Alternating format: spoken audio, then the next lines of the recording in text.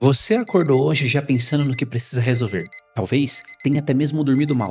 Assim que acordou, já pegou o celular antes mesmo de sair da cama. Tem uma conta que está atrasada, uma conversa que você estava evitando e um prazo que está chegando. Mas o dia ainda nem começou. Isso não é fraqueza, não é falta de organização. É o retrato de vida de uma parcela enorme dos adultos hoje. E o problema não é que você está estressado. O problema é que você está estressado há tanto tempo que nem lembra mais de como é não estar estressado. E é exatamente aí que mora o perigo.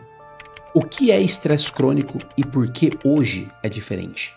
O estresse não é vilão, nunca foi. Ele foi por centenas de milhares de anos um dos maiores responsáveis pela sobrevivência da espécie humana. Você encontra um predador, seu corpo dispara uma resposta de emergência em frações de segundos. O coração acelera, os músculos recebem mais sangue, sentidos se aguçam, ou você foge ou você luta e depois tudo volta ao normal. Esse sistema foi desenvolvido para situações de curta duração, um perigo real, uma resposta imediata e recuperação. O problema do mundo moderno. O que acontece hoje é completamente diferente. O problema não aparece e desaparece. Ele fica. A cobrança do trabalho não some depois de um dia ruim. Ela volta amanhã. A dívida não desaparece depois de uma noite de sono. O relacionamento que está difícil está lá quando você acorda. E o trânsito de 1 hora e meia vai se repetir amanhã, depois de amanhã e depois e depois e depois. O seu cérebro foi construído para lidar com ameaças pontuais, não com uma lista interminável de preocupações de baixa intensidade. Nunca se resolve. E quando ele fica nesse estado de alerta constante por semanas, meses e até mesmo anos, isso tem um nome: estresse crônico. E ele não é só um estado emocional, é uma condição fisiológica com consequências físicas reais e mensuráveis. Por que está tão disseminado hoje? Uma pesquisa da International Stress Management Association, no Brasil, mostrou que o país é o segundo mais estressado do mundo, perdendo apenas para o Japão. Mais de 90% dos brasileiros relatam algum nível de estresse no trabalho. E o mais preocupante, a maioria não reconhece o próprio estresse como um problema de saúde, trata como algo normal, como parte da vida adulta, como se fosse assim mesmo. Mas não é assim mesmo. O que acontece dentro do corpo? Quando o seu cérebro identifica uma ameaça, e repito, ela pode ser real ou imaginária, o cérebro não diferencia. Uma estrutura chamada amígdala dispara um sinal de emergência. A amígdala é a central de alarme do seu cérebro. Ela não raciocina, ela simplesmente reage, e reage de forma muito rápida. Esse sinal chega ao hipotálamo, que aciona as glândulas adrenais, duas pequenas glândulas em cima dos seus rins, que liberam dois hormônios, adrenalina e cortisol. A adrenalina age em segundos, acelera o seu coração, dilata as pupilas, tensiona os músculos. É a resposta de emergência imediata. Já o cortisol age de forma mais lenta e mais profunda, e é o grande protagonista do estresse crônico.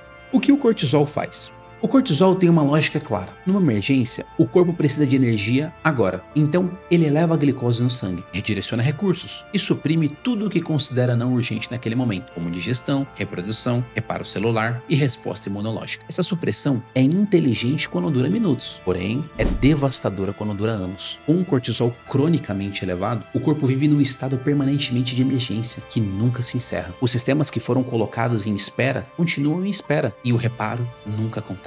A imunidade fica comprometida, a digestão funciona mal, o cérebro, especialmente no hipocampo, a região de memória e aprendizado, começa a sofrer dano direto, porque o cortisol em excesso é neurotóxico. Ele literalmente danifica os neurônios. E aqui está algo que pouca gente sabe. O estresse crônico dificulta a própria percepção de estresse. Com o tempo, o cérebro se adapta ao nível elevado de cortisol, como se fosse um dia normal. Você para de sentir que está estressado, mas o dano continua acontecendo, em silêncio e por baixo dos panos. Mas quais são os gatilhos do dia a dia? No trabalho. O ambiente de trabalho é hoje um dos maiores geradores de estresse crônico no mundo. E não é só pela carga de tarefas, é pela sensação de falta de controle. Quando você trabalha num ambiente onde as demandas são altas, mas a sua autonomia é baixa, onde você é cobrado, mas não tem poder de decisão, o seu sistema de estresse fica ativado, de forma quase que contínua. Agora, some isso à cultura do sempre disponível. O WhatsApp corporativo, que não respeita um final de semana. O e-mail, que você chega às 23 horas. A reunião, que poderia ser simplesmente um e-mail. O cérebro nunca recebe o sinal de que o expediente acabou, e sem esse sinal, o cortisol não cai. Dinheiro. O estresse financeiro é um dos mais persistentes e mais difíceis de desligar, porque ele não tem horário. Você pode estar num almoço em família e a conta atrasada está lá na sua cabeça. Pode estar tentando dormir e a parcela do próximo mês não sai do pensamento. O problema financeiro não é só financeiro, ele invade todos os outros contextos da vida e mantém o cérebro em estado de vigilância constante, mesmo quando não há nada que você possa fazer naquele momento. Trânsito. Isso pode parecer pequeno diante dos outros, mas não é. Estudos mostram que deslocamentos diários em grandes cidades, especialmente acima dos 45 minutos, está entre os fatores de maior impacto na saúde mental e nos níveis de cortisol. Combinação de barulho, imprevisibilidade, falta de controle e tempo perdido ativa a resposta de estresse de forma constante, todos os dias, 2 vezes por dia. Ao longo de anos, esse acúmulo é substancial. Relacionamentos e problemas sentimentais. Conflitos de relacionamento são, biologicamente, os gatilhos mais intensos de estresse que existem. O ser humano é uma espécie social. A ameaça de perder uma relação importante, seja um casamento em crise, uma amizade rompida, um filho com quem a comunicação está difícil, é processada pelo cérebro com a mesma urgência de uma ameaça física. Não é exagero emocional, é fisiologia. E o que torna esse gatilho especialmente difícil é que ele raramente se resolve rápido. Um conflito sentimental pode durar semanas, meses, e durante todo esse tempo, o seu sistema de estresse fica parcialmente ativado, consumindo energia, comprometendo seu sono, afetando o humor e a capacidade de tomar decisões. O gatilho que ninguém menciona, o celular. Existe um gatilho moderno que merece atenção especial, e é o consumo de redes sociais e notícias. O feed foi projetado para manter você num estado de alerta leve e constante. Notícias ruins, conflitos, comparações sociais, tudo isso ativa a amígdala em pequenas doses repetidas vezes por dia. Individualmente, cada uma parece relevante, mas somadas ao longo de um dia, de uma semana e de anos, contribuem de forma real para a carga de estresse crônico. Os impactos na saúde. O hipocampo, uma estrutura do cérebro responsável pela memória, pelo aprendizado e pela regulação emocional, é particularmente vulnerável com o cortisol elevado. Com a exposição crônica, os neurônios dessa região começam a perder conexões. O volume do hipocampo literalmente diminui. Isso se traduz em esquecimento frequente, dificuldade de concentração, sensação de névoa mental e decisões mais impulsivas e menor capacidade de regular as próprias emoções. E tem um detalhe muito cruel. Quanto mais o hipocampo é danificado, menor é a capacidade do cérebro de desligar a resposta de estresse, porque quando o hipocampo saudável é um dos freios do eixo do cortisol, quando ele está fraco, o estresse se autorregula cada vez menos. Coração e sistema cardiovascular.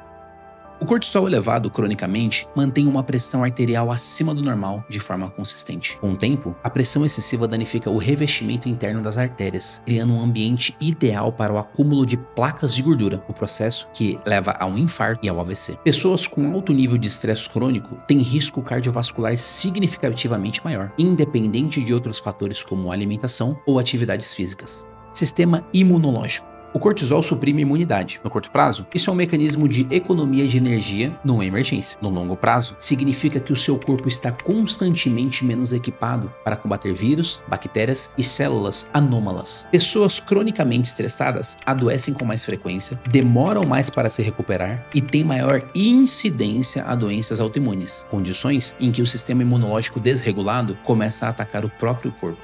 Peso e metabolismo.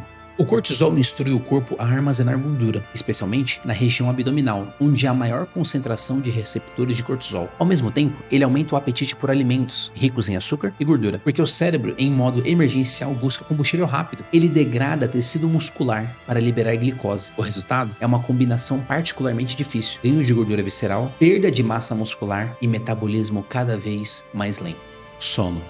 Cortisol e melatonina têm uma relação inversa. Quando um está alto, o outro está baixo. Com o cortisol cronicamente elevado, a produção de melatonina à noite é comprometida. Você demora para dormir, o sono é superficial, você acorda no meio da madrugada com a cabeça acelerada e o sono ruim, por sua vez, eleva o cortisol no dia seguinte. Um ciclo que se retroalimenta e que, sem intervenção, tende a piorar com o tempo. Fadiga crônica mesmo após o descanso. Irritabilidade mesmo sem motivo. Dificuldade de concentração, queda de libido, problemas digestivos frequentes, infecções recorrentes, pressão alta sem histórico familiar e ganho de peso abdominal, resistência a dietas, ansiedade generalizada, depressão, doenças autoimunes. Esses sintomas raramente aparecem com uma etiqueta de estresse crônico. Eles aparecem separados, em consultas diferentes, com diagnósticos diferentes, e o estresse, o causador da raiz, muitas vezes nunca é tratado.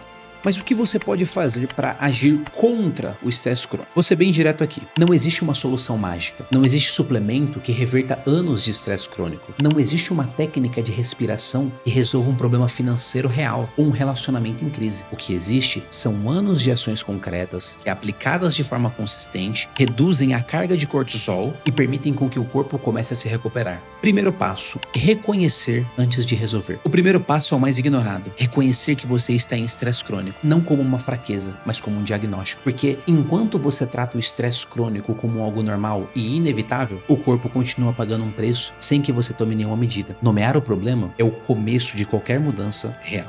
Segundo passo, criar janelas de desativação.